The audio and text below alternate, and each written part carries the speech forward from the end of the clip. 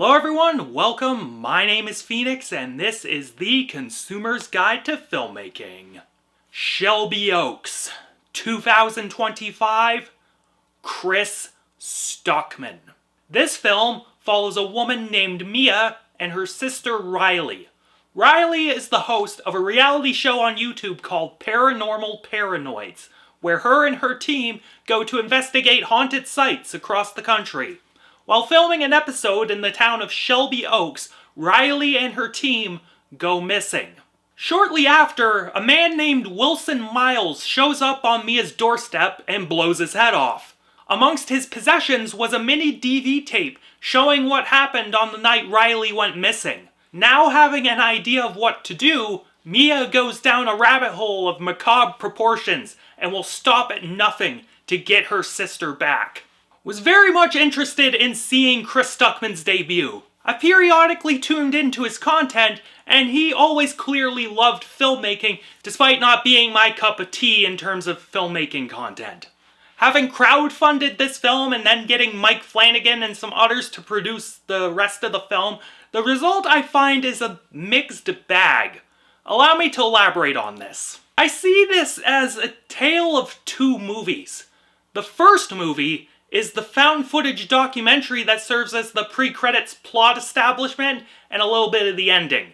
We got a combination of dingy-ass mini DV camera footage and a professional documentary crew making a movie about Riley. That stuff was dope. Ought to me to say that given my aversion to found footage, but the way it was edited, shot, lit, it felt like a proper documentary.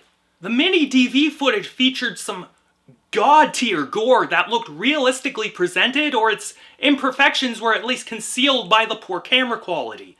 The sets and art design of the film, while clearly showing its influences on its sleeve, Blair Witch Project.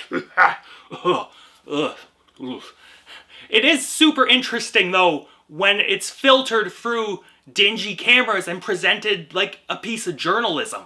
Even the score by the Newton Brothers, which wasn't all that in the foreground, it was more or less just ambient sort of horror music, it managed to really fit the tone of this fake documentary. This whole method of presentation got me fully invested in this script, as the dissemination of information was done in a way where the tension ramped up constantly. The pace was actively benefiting from a documentary presentation. But then Buddy shoots himself in the fucking head, and it just falls apart. It becomes a movie. The opening credits start to roll, and it just starts to look like a normal narrative feature film.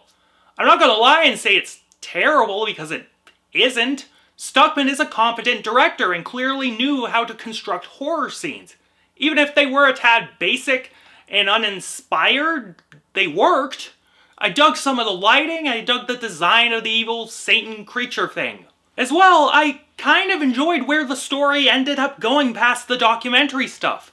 Camille Sullivan as Mia was a perfectly good horror lead performance. I also liked Sarah Dunn's performance as Riley. What screen time she got, she absolutely shined in. These characters lead a story that, despite it lagging a bit near the end for a brief spell, was a brisk 90 minutes, and it surprised me how fast it went by.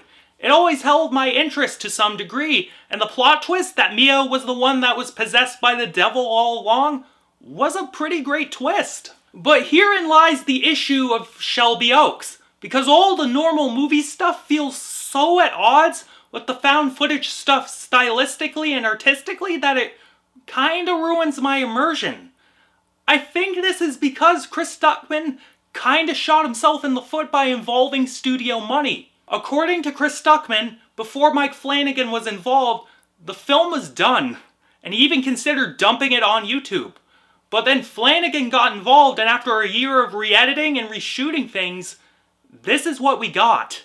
Simply put, the found footage stuff feels like the work of a passionate, independent director.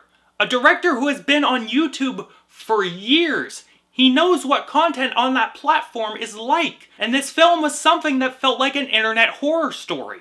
The narrative feature stuff felt like Mike Flanagan was ghost directing the film, and it lost all sense of its personality. If the entire film were like the pre-opening credits stuff, and this documentary crew was chronicling Mia's descent into madness, I would love this movie. Sadly, that isn't what we got. Still, I respect Chris Stuckman for getting his foot in the door. A guy who loves movies as much as he does, getting to finally do what he loves at this scale is something I admire. Did it turn out perfectly? Fuck to the no it didn't. But I hope Stuckman learns from this. I hope he takes this information and uses it to refine his craft and decide how he wants to get his movies made going forward after this. I say check this film out if you want something to throw on during the spooky season. You could probably do much worse than this, I guess. And I am feeling a 5.5 to a 6 out of 10 on this one. It's way closer to a 5.5 than it is a 6. Like, the found footage stuff is good, but it's not enough to justify, it being closer to a 6. Catch you later, guys.